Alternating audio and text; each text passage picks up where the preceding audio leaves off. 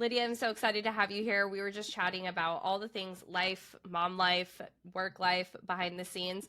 And I want to just bring our audience up to speed because I think it is so easy to sit here and look at you and I'm like, wow, this amazing mom of three in New York City doing all these amazing things, retreats, books. Like, how did you get here? Take us back 10 years ago. And what was Lydia doing then with a 1 year old and two more that weren't here yet? Oh gosh, God, a decade ago. It seems so amazing and Lux. There's so few things going on. So a decade ago, I had been living in New York for a decade. I'm in my mid 40s now. And my first child, as you said, was 1 years old. I had been working for Christie's auction house, which is an auction house that sells fine art for basically since college. I'd interned there in college and then stayed there throughout. And I knew that I wanted more children for sure. So I was kind of in that headspace of, all right, these are the years where I'm going to have babies. So I'd been working in the company for a long time. I'd had a good amount of success. I was in a really good place in my team. And I realized that that was kind of going to be my next couple of years. So I had my full-time job at Christie's. I also had a night job that I'd been doing as part of my job at Christie's where I would take auctions on stages at night. So that was kind of a funny side part of my life, getting on stage pregnant 3 times late at night after doing a full-time job all day, but kind of living the life I'd been living for almost a decade at that point. Amazing. And how was the feedback while you were on those stages pregnant? Because sometimes it's totally well received and people are like, look at that mom. I go, I'm so excited for her. And other times there's a lot of negative feedback when you're in the professional world and you're trying to mom at the same time. What was your experience? Yeah, I mean, I definitely was one of very few women up there and pretty much the only pregnant one that I knew at the time doing it. So Yeah. I always approached it with a sort of twofold. First of all, foremost, a lot of people said to me when I was pregnant, well, like, well, now you're pregnant, you'll never be able to get on stage, which of course made me think, watch me. I'm like, challenge, give me a challenge and I will rise. Let this just me to the core. Like, you just watch, I'll do this. I was dying of morning sickness and still doing it just to kind of prove to everyone and I think to myself that you could do both of those things. I'm sure that there was negativity. I would get on stage with a lot of humor and I would say things like, Yeah. good evening, ladies and gentlemen. I wonder right now, who is more uncomfortable? Is it you or is it me? Because I feel like I could be at the hospital tonight if we don't raise a lot of money really fast. And so people would be like, oh my God. I used to say that my pregnancy results were the best results I've ever had because I think people just wanted me to get off stage. But I had a lot of fun while I was up there. And interestingly, I was very morning sick all day. As we know, morning sickness lasts all the time. I was very sick. And the only time I felt good during my pregnancies when I was on stage. It was the only time I felt like a normal person where the morning sickness Wow. would go away. And I think it was like, all the adrenaline rushing in and just being present and having to do all the things. And, I would be like asleep in a cab, get to the stage, get on the stage like Willy Wonka coming out of the chocolate factory and the cane, like jump up on stage and Yeah. then get back in a cab and just pass out on the way home. It is super interesting you bring that up because this pregnancy, I'm currently 31 weeks pregnant as we're recording this, is the only pregnancy I've had like pretty severe morning sickness. And like you said, it's been Yeah. all day. And I had this period of my first trimester where I had two large events, one I had a keynote for and one I was just attending. And I felt fine on stage and attending that event, but going to it, after it, everywhere, I was like, oh my gosh, I'm so sick otherwise. And so then I started asking myself, I was like, are you making yourself sick? Like, are you not actually as sick as you think you are? Because how are you able to show up in these areas? And I think it is that you have this adrenaline and being a mom, we know that we just kind of make it happen, right? We just kind of push through. So Yeah. throughout your career and throughout your motherhood journey, how have you found that balance of pushing yourself and there's this phrase of like giving yourself grace and slowing down and being present. Where do you find that balance for yourself over the last 10 years? I think for me, the giving myself grace is really more around the mom guilt than anything. I mean, Mm. the physical and mental element of me in my makeup is that I will push through just because that's who I am at the core. Yeah. If you've read my second book, we had this horrific car accident. And even at that point where my body was decimated and I broke 7 ribs, I had to have a spinal fusion. My face was ripped up. I mean, horrible just from a physical standpoint for me, plus the mental aspect of the three of my children had been in the car accident. They had injuries. My husband had shattered his wrist. I mean, it was about as nightmarish a scenario as possible. And Yeah. even through that and through the recovery of that, I always felt very strong. And that has played a large part. I mean, the physicality, like being a strong person of a strong body who takes care of myself and makes sure that I exercise. Where I've really had to give myself grace is around the mental part, the mental toughness of having a demanding career, loving that career, also loving being a mom, wanting my children to feel like I'm there and present as well. And the moments where those two things don't intersect because of a crazy travel schedule. So, what I've really learned to do is use phrases that explain where I am in the process of a year. So, I'm very specific with my children about my schedule. My auction schedule is incredibly rigorous for certain months of the year. So April is just full on. I'm on stage every single night, a lot of May as well, beginning of June. That is what I call to the children a sprint. Like, mommy's in a sprint right now. You know, you're going to be zipping up my dress as I run out of the door. You will likely be home when I get home too, wide awake because you guys never go to bed when I want you to. But that's a different podcast. But I think for me, that helps me to even mentally. I'm like, when I'm in a sprint, everything goes to the wayside. Like, I was in such a sprint recently between the retreat that you mentioned, a huge auction that raised $33 million in an afternoon, and then three speeches, and then a huge summit that I was keynoting at. And all those things were condensed in 12 days. And Wow. I literally got to the point about 6 days in that I was like, I have to stop answering email. Like, I literally don't have the mental capacity to get to my emails right now and do things in the future. So for the next 2 days, I'm just not answering any emails unless it is business critical. And I didn't. And I've learned that allowing myself the grace to be like, all right, today is not the day I'll be texting my friends back about these memes that they're sending me. And like, I'm not going to make it to that dinner tonight because I know that I don't have enough energy to do the things that I want to do and show up for my children if I go. So Yeah. just being really strategic about where I'm putting my energy, how I'm explaining things to myself and to my children. And that helps me show up in the way that I want to show up.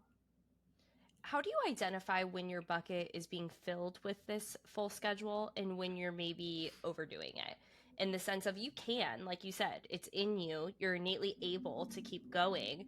But whether it's our career or motherhood or entrepreneurship, there comes a time where we often can take a step back and say, is this even what I wanted? Am I Yeah. even doing the things that I wanted to do? Do I want my schedule this full? And it's not, there's not one right answer, right? It's different for everyone. But how do you check in with yourself and know, okay, is this what I should be doing, what I want to be doing?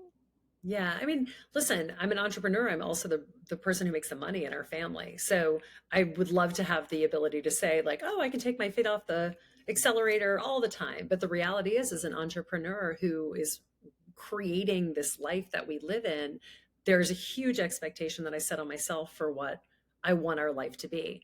I Yeah. could give this all up and move to a much less expensive city and really scale it back, but that's not really what I want to do. So I give myself that leeway where every once in a while when I am tired after doing a lot of different things, I'm like, if you want to change it, you can. You don't have to Mm, do this. And so saying that to myself and then thinking like, well, but do I really want to do that? No. So then yeah. I keep doing it. But I also am good about assessing what my schedule looks like and then thinking about if it's not working, how I can change it. So last November, I took basically over the course of 14 days, I took probably like, I think it was 6 auctions one week with one day off, and then 7 auctions the second week. Two were in the same night. One was in Portland, Oregon. And I got to Portland, and typically, I wake up early, I'm cranking my emails and all this stuff. And I typically, when I travel, I love to get out and go see all the things on the days that I'm there. So I'm not squandering time. Yeah. And instead of doing any of that, I literally got my computer and I went into the lobby of the hotel and I sat on a chair for like 6 hours and just went through my emails, like just spent some time doing some housekeeping within the email list and all the things that I typically wouldn't do because I'd be like trying to see everything in Portland, Oregon. Yeah. And then they had a gym upstairs with a pool and I went upstairs to the pool and I just sat by the pool. I'm like, this may seem like something that a lot of people would do if they went to a nice hotel. Like, I never do that ever. I Yeah. will work out, I will walk the city, I will do the things. And I was like, you need a break because you have a huge auction tonight. You're physically exhausted. Like, just stop. Um, so I think those are the moments that I'm like, okay, you need to think about not doing that again, not Yeah. doing like 13 auctions, two in a night, one in a different city, and being very strategic about when you do the ones that you're going to do so that you don't get to a point where you are literally exhausted. Um, but I think, again, that takes having done it. Now I know I'm Yeah. not going to do it again. That's exactly what I heard when you were saying that is you kind of sometimes have to do it because otherwise how are you going to know? How are you going to know what Yeah. feels good and be able to reevaluate? Yeah. And there's different tools that we can pull out of our toolbox that help with this. And we're going to talk a lot about confidence because that's definitely one of them is having the confidence to live your life and make those decisions. What are some other ways that you've learned this skill set to check in and figure out what feels good for you and reevaluate? Do you have a formal routine or reflection practice, or is it just kind of sitting on the plane on the way home thinking about it? Or what are some of the ways you do that? I mean, the plane rides for me, I'm not going to lie, are a lot of thinking time. I do all my best writing on a plane. I do a lot of sketching out of my goals for the year, the goals for the next 6 months, the goal for the next 5 years. A lot of that comes to me in those moments of quiet, which I'm not great about creating for myself. But I will Yeah. say another time that I find a lot of clarity is with exercise, especially with running. Um, Post or pre accident, I was a huge runner. I ran probably from the age of about 15 or 16, 5 to 6 miles a day, like religiously for years. Yeah. I ran marathons, I ran half marathons. Running has always been such a huge part of my life. After the accident, because of my spinal fusion, it just didn't feel very good, especially at the Mm-hmm. beginning. And so I would do more sort of like biking and soul cycle and stuff like that because it's easier on my legs. I'm back now in a place where I can run again. I don't run the miles that I used to run, but that for me is the time I like to say a lot of my books were written at the end of a run. I would come home and be like, I've got it. And then I just sit and crank for an hour. And that's the time where I ideate. And I think we all need that over the Yeah. course of our life. Like we all need to find the thing that puts us almost into a meditative state. For some people, that will actually be meditation. But running for me, a lot of times when I'm running, I don't even remember where I am. Like I'll be like Yeah. so in my head. I'm like, wait, how long have I been running? Yeah. But I'm mulling things over, I'm thinking things through. And those are the moments where I'm like, all right, that was too much. Next year, don't do that in November. Take out that Wednesday so that you have Monday, Tuesday, Thursday, Friday, and it's not quite as intense. Yeah, having those practices to evaluate and reflect are so important. And I don't think it's something that's really taught to us. It's something that we kind of, as we put things on our plate, realize, oh, hey, I need to find a time to reflect and slow down. Knowing how important that is as a parent, or if you found ways to be able to help your kids do that at a younger age, to teach them to say, like, hey, you have a stressful week at school or you have this going on, here's how you can be thoughtful and reflect and think about things. Or they're like, I feel like just getting to the age that you can really start having these conversations. So are you not there yet, or have you been able to do that?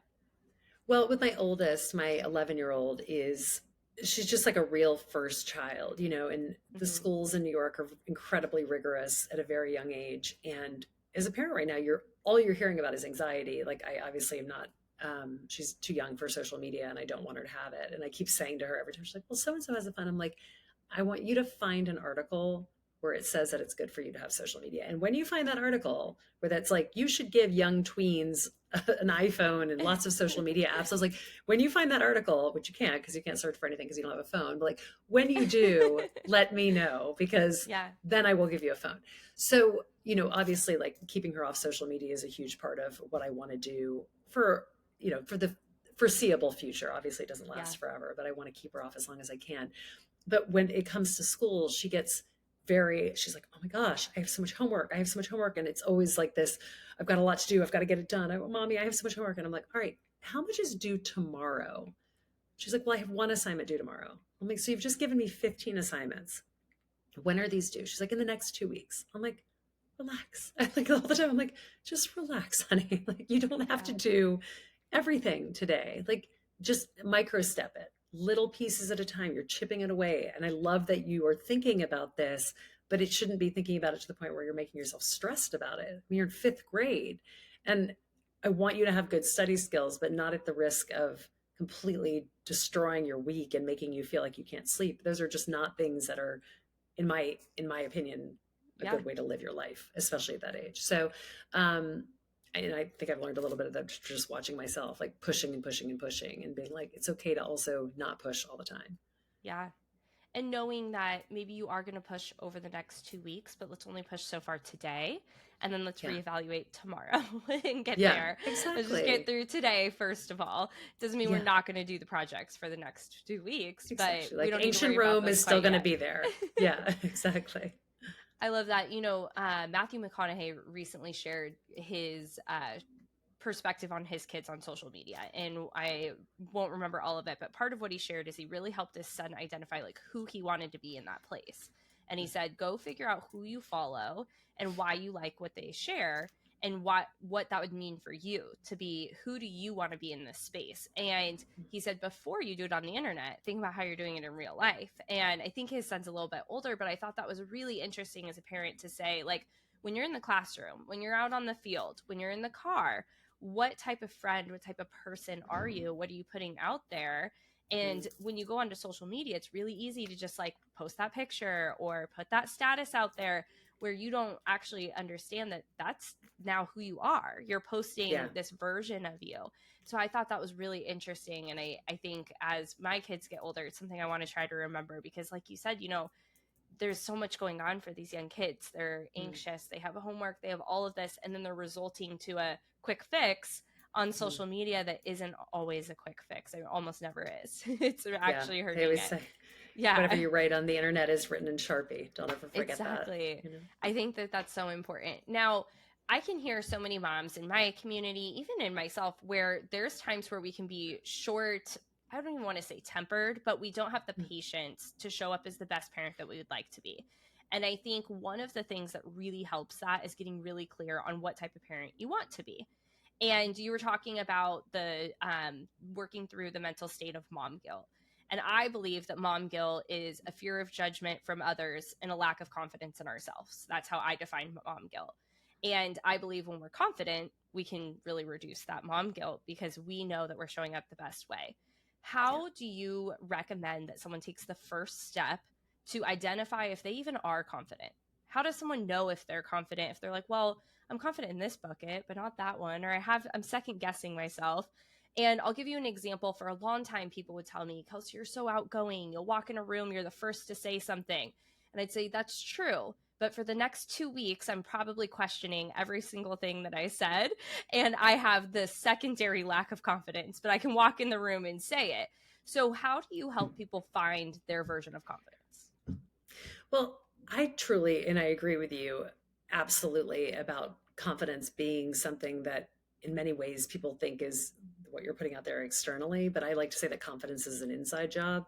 Mm-hmm. If you are built up the structures that you need and you have built up the strength within and you've tested yourself and retested yourself and put yourself in situations that aren't necessarily comfortable all the time, you will find confidence in yourself because you'll realize that you're stronger than you think.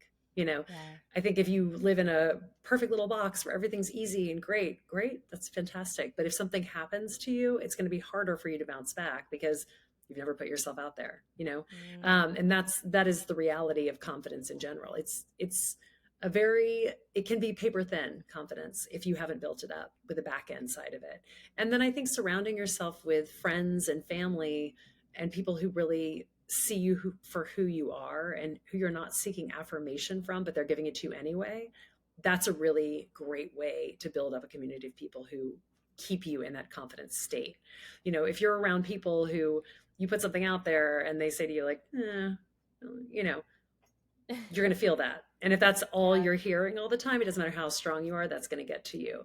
But I think when you get to the place where you're confident, you realize that a lot of the things that you're hearing from other people have nothing to do with you. I'll give you an example. Mm-hmm. I went out with a bunch of my friends in New York a couple weeks ago to the Madonna concert. You know, Madonna was the first concert I ever saw in my life. I'm not a big concert goer. I've probably been to like five in my whole life. But when one of our friends was like, should we all go to Madonna? I was like, yes, let's do it. I went when I was 10 with my aunt. I remember it was so fun. I love her music. I So know every fun. song. It'll be great. So we all went out. We had such a fun night. It was a late night, very late night. And the next morning I got up to take my kids to school and I did not feel great. To be clear, I did not feel great. And I remember getting on the subway and running into another mom who I know who's a working mom and she's the CEO of a company. And she said to me on the train, you know, you really go out a lot for a mom of three, in that exact voice. And it was so funny because I feel like if she'd said that to me 5 years ago, I would have like wept in my bathroom afterwards.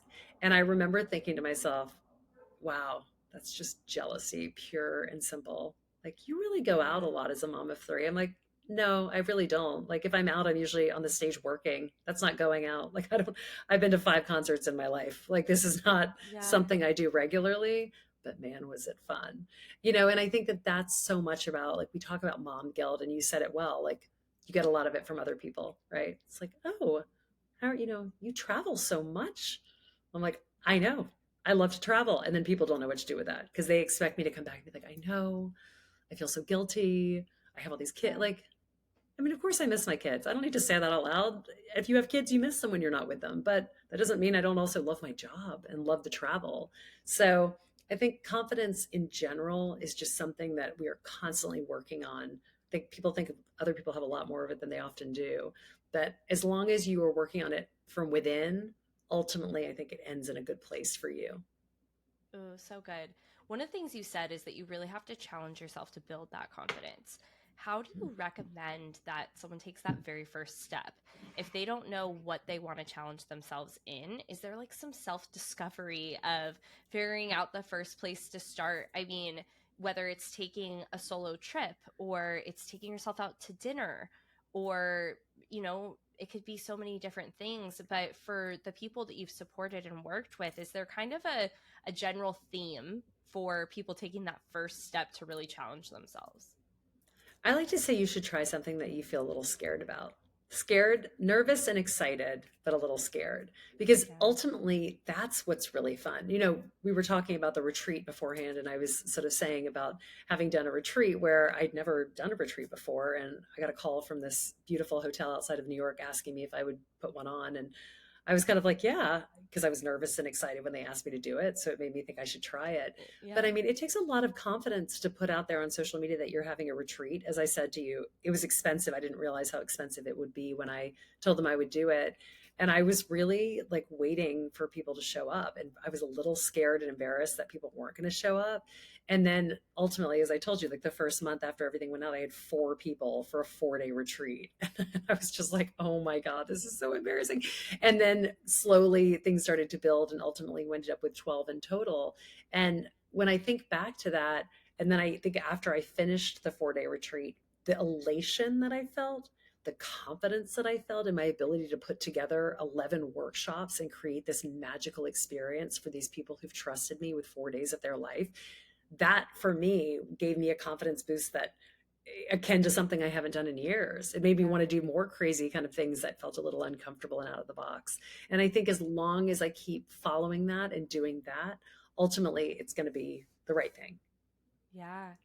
And even just from, being on stage, I'm sure the very first time that you were on stage, you were so nervous.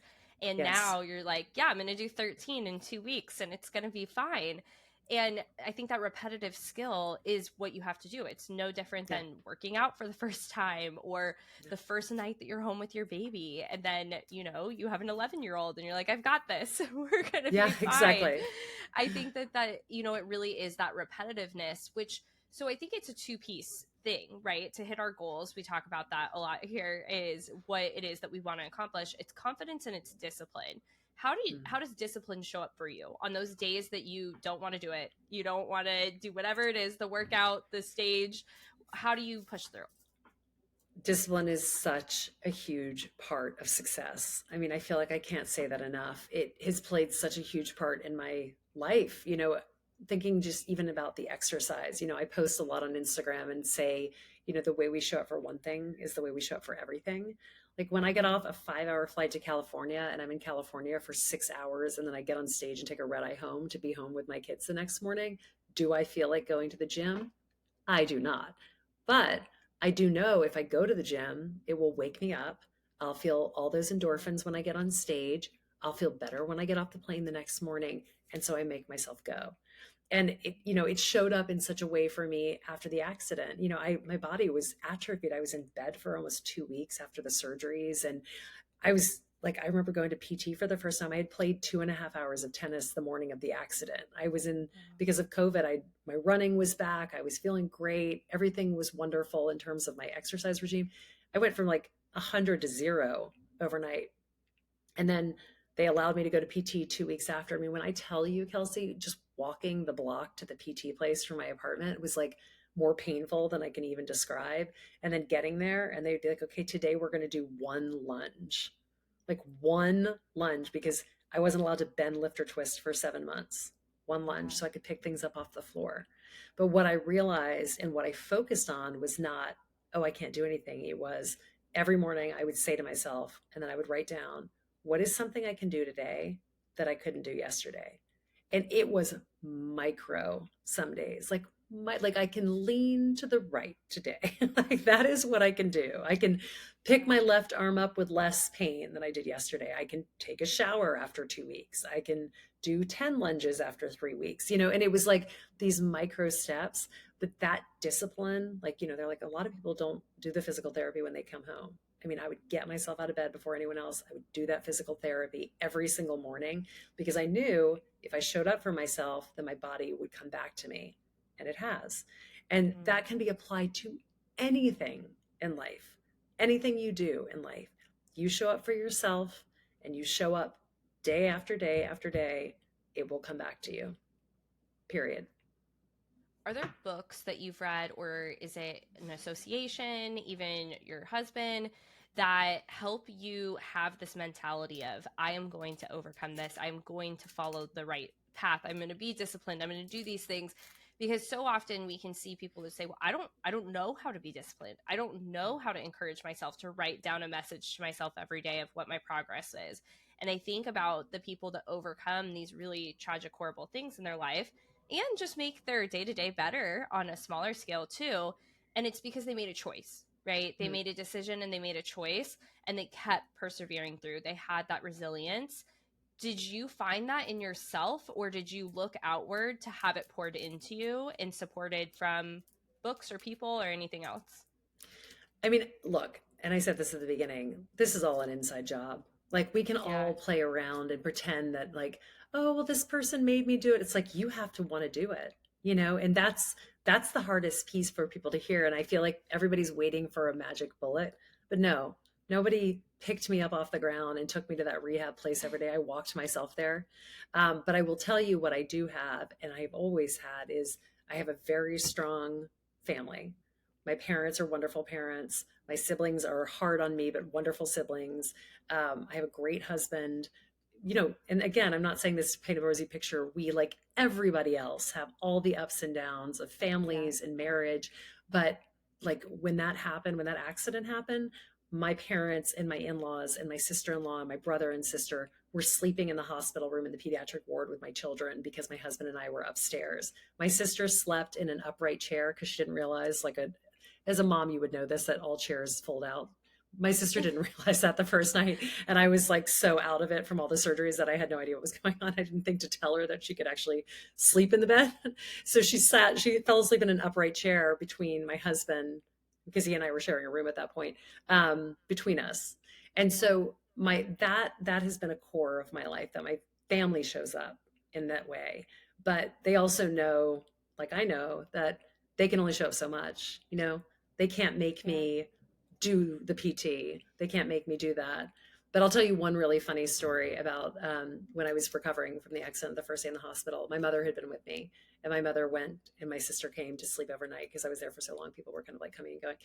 And I would, after the surgery, anytime I tried to sit up, I would like black out from the pain. So I would like black out and they would put oxygen on me. And I remember I had to go to the bathroom and I said, like, can you just get like the bedpan or whatever? And my sister was sitting next to me. She's like, you're not using a bedpan. Go to the bathroom. I'm like, I can't stand up. And she's like, you need to stand up. I'm like, I can't stand up. I'm going to pass out. She's like, you got to stand up. Whereas my mother would have been like, okay, like just lay down. We'll get the nurse, all Yeah. that stuff.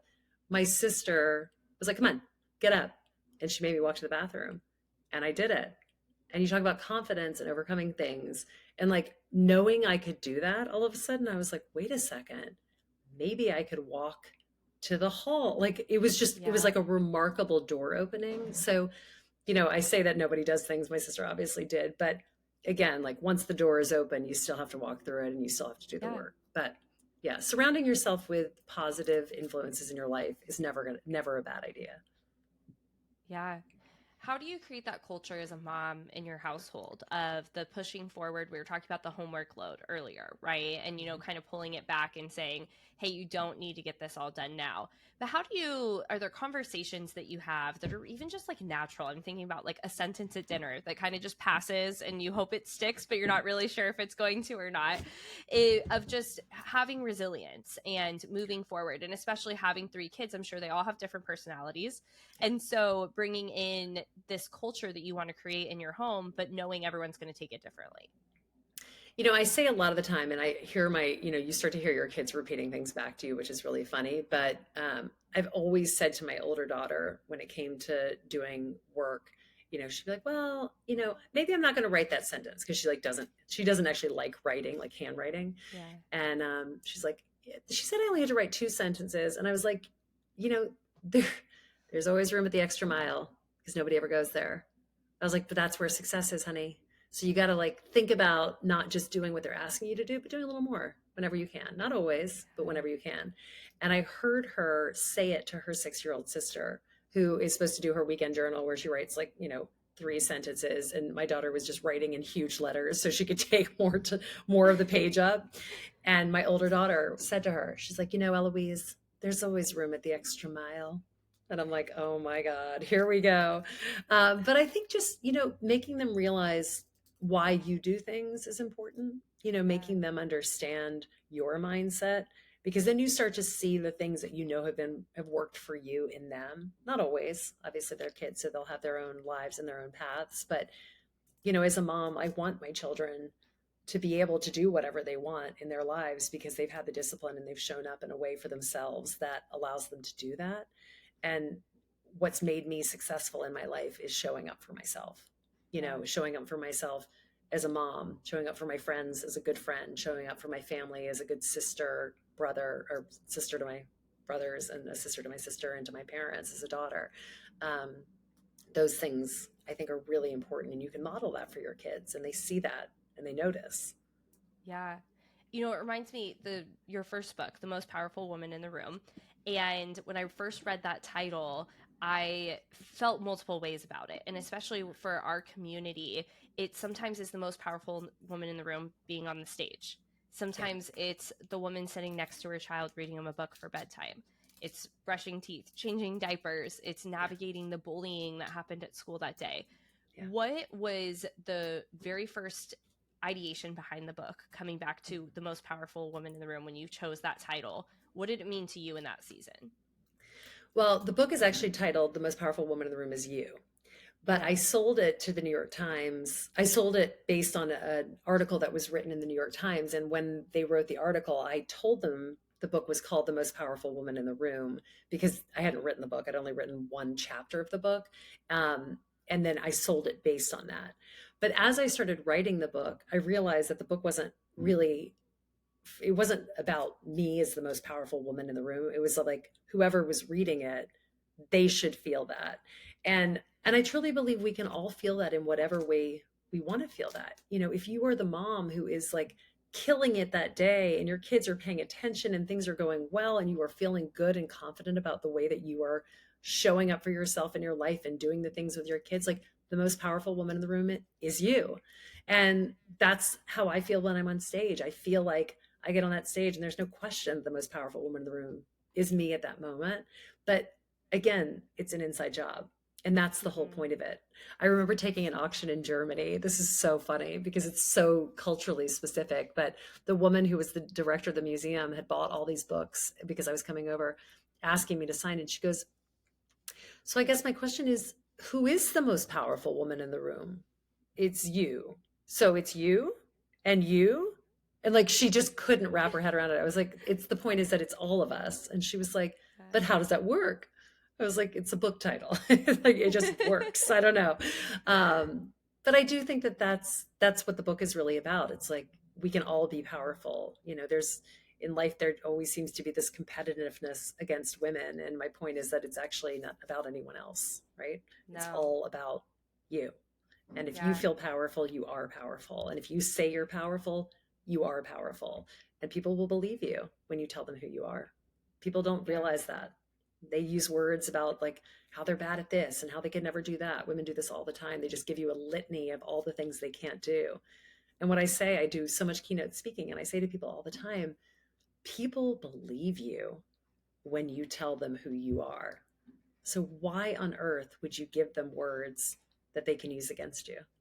Like, Mm-hmm. be the best version of yourself, show up as yourself, use the language of self love about yourself, and you'll find that confidence because people will see you the way you see yourself.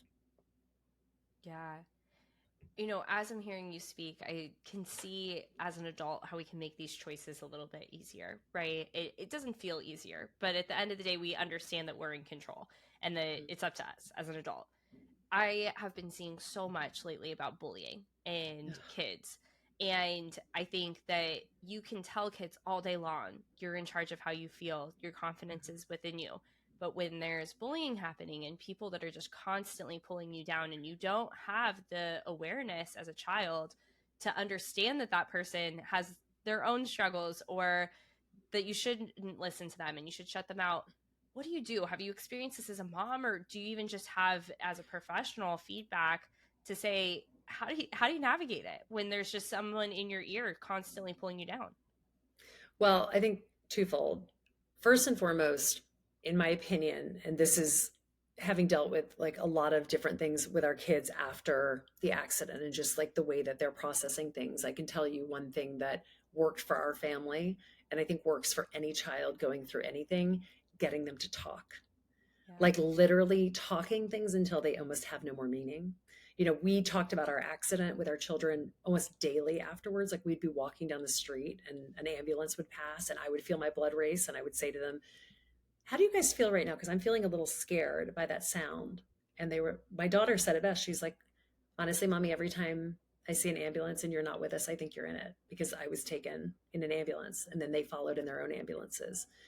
Would never have thought, would Yeah. never have in a million years thought. And then because they all thought I died in the car, a lot of nightmares about me losing me not being there, not being able to reach me. We talk it to death. She wakes up, she's upset, we talk it to death. Tell me more about it. What a silly way for me to die. A tornado? Really? Like we talk it to death until it holds no meaning. And I think bullying is very much the same thing. All of that stuff gets trapped in those little kids' bodies. Same with us, right? When we get Yeah. worried, when you're working at work and you hear a bad rumor about yourself and you get scared and you talk it to death.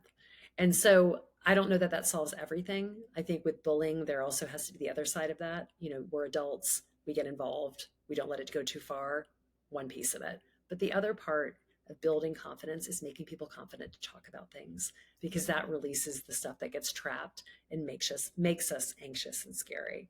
You know, I think that that's really in my life has been the best thing. I mean, I can say even with the retreat, I felt so embarrassed when there were four people coming, and then I told my husband, and he was like, "Well, you'll make it the best retreat for four people that ever was," and he had a good laugh. And all of a Yeah. sudden, it didn't feel embarrassing anymore. And then I told everyone because once you Yeah. start talking about it, it doesn't hold weight.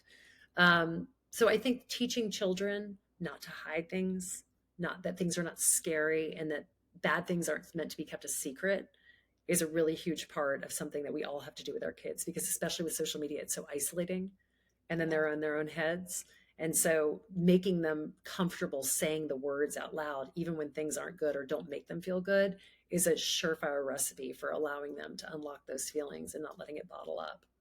I love that. Now, for me, having confidence, one of the reasons that I think it is so important is for that. Because if we're not confident, how can I teach my kids to be confident? How Yeah. do I have the relationships? Uh, at the time that we're recording this, it's the day after Valentine's Day. And there are so many women that on Valentine's Day are disappointed. They didn't get the experience they wanted. They're like, my partner, my husband didn't show up this way. But at the end of the day, it is up to us to love on ourselves and be confident and communicate in different ways. But that comes from knowing your worth, knowing you're deserving, and really taking that first action. How do you see this show up in the importance of relationships? And how could you speak to that you aren't going to get the love that you desire if you're not creating that love and confidence within yourself?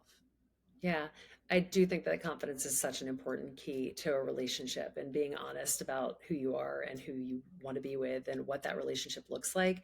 A day like Valentine's Day to me is so hilarious because so I've been with my husband since, I mean, we've been together 18 years. We've been married for, I think we're coming on 13. Yeah. And, a marriage is long, an 18-year relationship is long, and there are so many different components to it. But it was so funny yesterday, Valentine's Day. I woke up, I bought cards for my kids. I had little chocolates that I bought at CVS. Like, don't think that I Yeah. did anything grand. And a card for my husband with like a big thing of Ghirardelli chocolates, And by big, I mean medium sized because I knew I was going to eat them all anyway. I woke up. I wake up super early. My husband was not up yet. And if he doesn't, we usually do things in the morning. Like, it started with my family. This is the way we do it. It's like breakfast in bed, flowers, the whole 9 yards for birthdays, anniversaries, that kind of thing. And it was like 6:30 when I woke up and my husband wasn't awake. And I was like, oh my God, I think he's forgotten Valentine's Day. And I was like, this is going to be the most hilarious thing. So I put the cards out, put the chocolates on the breakfast table, got his card out. And my husband came out and I was like, happy Valentine's Day. And I swear to God, Kelsey, if you had seen his face, like, oh my God, I can't even tell you. And I knew he'd forgotten. And he was like, happy Valentine's Day. I'm like, and I just sat there for a second. I was like, I can't wait to see what I get this afternoon. It was so funny. And he's like, yeah, because Valentine's Day is a whole day. And the kids were like, did you get mommy something? He's like, I will have mommy something by this afternoon. I mean, I have laughed for hours over it.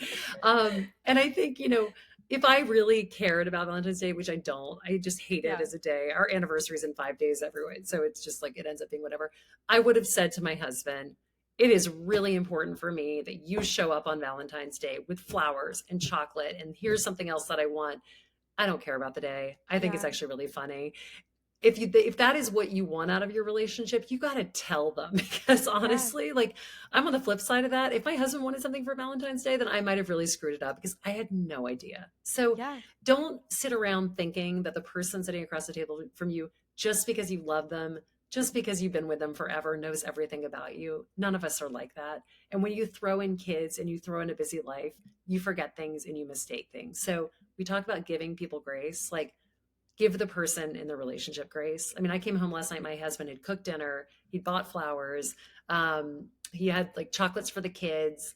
He had a chocolate cake for me. And I was like, this cake is so amazing. Did you get this 50% off? And he was like, it was reduced in price. But it's just like, I think that sometimes like the world around us, like social media, everyone's posting their Valentines, like I would never, that makes me cringe on every level because that's just not who we are as a couple. But I love that people do that and celebrate what they want to celebrate because they have the confidence to do that in their partner and who they are and the life that they're living. But also if that's not who you are, that's okay too. And it's really funny to have a good like Valentine's Day or bus story as well. So feel free to share that with me because I think that kind of stuff is hilarious. But if my husband's listening, he better not forget our anniversary.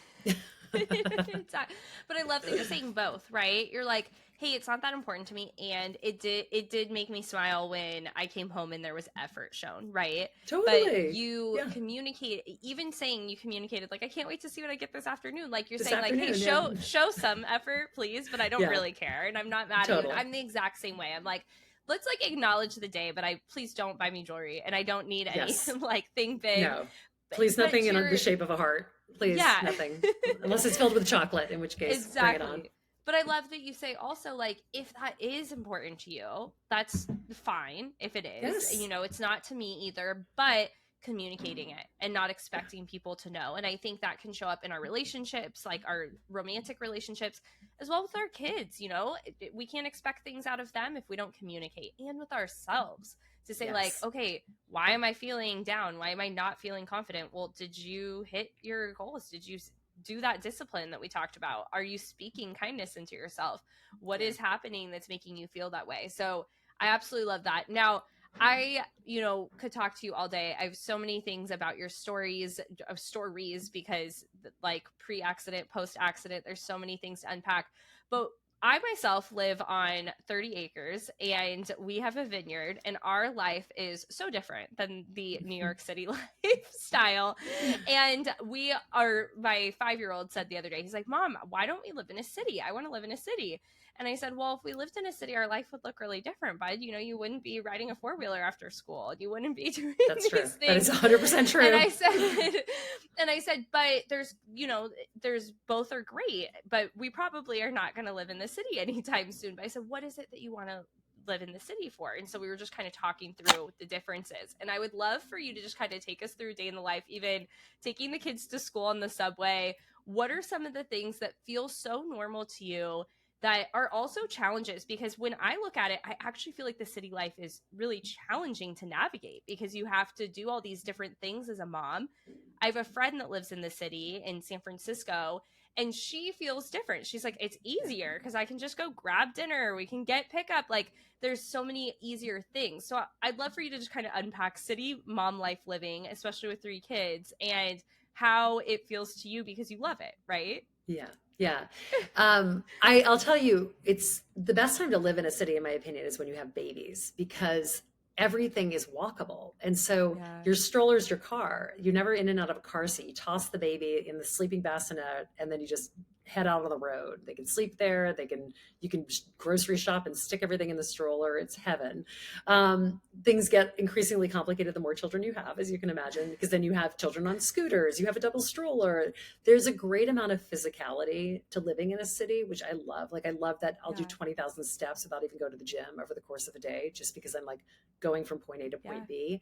I was saying to someone, it's interesting raising children in New York City. Like, my oldest daughter, I said to her recently, like, she got really good grades on her report card. And I was like, we'll have like a mommy and Beatrice day that day. She's like, okay. I'm like, what do you want to do? She's like, sushi and Broadway. I'm like, yeah, let's do it. Like, that to me is the quintessential New York City child. That sushi and Yeah. Broadway is like a Monday or a Tuesday night, because the Broadway's dark on Monday. But Yeah. um, a typical day for us, we take our kids to school. My husband and I, basically, depending on who has an earlier call or who has a meeting or who just doesn't feel like going in the morning, one of us, whoever is not taking the kids to school, is responsible for breakfast.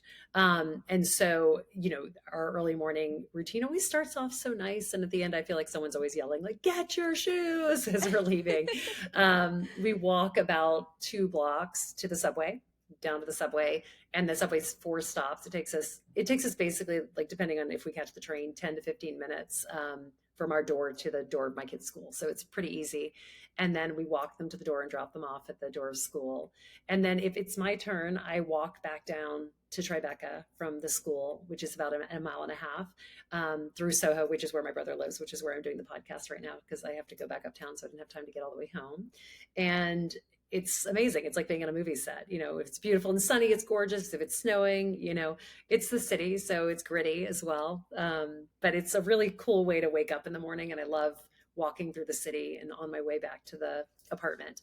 And then for me, it's just like I bounce around the city all the day, just doing a podcast in Rock Center, doing breakfast, lunch, coffee, whatever it takes. Or sometimes I'm home doing podcasts and just doing work. And then one of us will usually go pick up the kids from school. We also have a sitter, because with 3 kids in New York City, you sometimes need that extra person. So she's here 3 or 4 days a week and helps us get the kids to from point A to point B from different things. And yeah, the kids do sports. Then we go home, they do theater, and we're home. And, if I don't have an auction, which during my really busy season is usually late at night, I usually get on stage sometime between like 8 and 10. Yeah.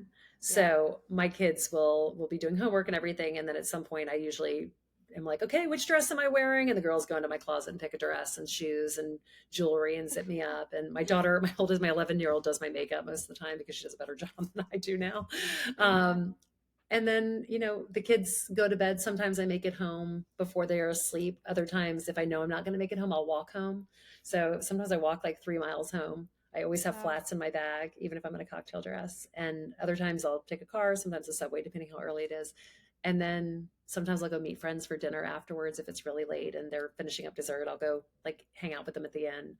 But that's kind of a day in the life. So I think it's different. I sometimes wonder what my kids will say when they were growing up, but I will tell you when I was 10 years old and I came to New York for the first time, I said to my mom, I'm going to live there one day. And she was like, "Really?" I Yeah. was like, "Yeah." And I always knew I'd be here. No question. And is your husband from there as well? My husband's from right outside of the city, so like Okay. 45 minutes outside of the city. So his parents live there, and his father comes in and takes our son to squash on Tuesdays. And you know, it's a life. It's a different life because I think there's more of a nightlife here, which Yeah. is what I love because I'm such a night owl. So that has always appealed to me that I can put my kids to bed and go out and have like a completely different experience, and then be home to take them to school in the morning. And it's just Yeah. it's Madonna on a Tuesday night, and then in the morning I'm you know not feeling great, but taking them to school. It is super fun though. Is there anything about it that regularly feels like a challenge? That you're regularly like, man, this is like really hard for city living? Yeah, I think the hardest part right now is my son's age because he's not old enough. Like my daughter has after school sports and a lot of that. And my son, we're still having to take him to the park. That's Yeah. the thing about city. You don't have the backyard. You have the parks, Yeah. but when the weather's not good. So that's always a challenge. I think we're lucky because my in-laws are very close. So my kids definitely have a house that they consider their second home because we can go there anytime and we're there Yeah. all summer. So, they have yard and grass and a Yeah. club and they have that kind of life too. And when I go to Louisiana with my kids, they're just like, what is this life where we ride bikes on flat streets and we can just go without anyone? But as my daughter is 11 and she takes herself to theater with her friend. They walk to theater, which is like 3 blocks away. And this is their home. This is what Yeah. they know. I will say the greatest thing about having kids in the city, I love to travel. My mom is British. We've traveled my whole life. And I can take my kids anywhere in the world. We were in Rome 2 years ago. We were in Barcelona last year.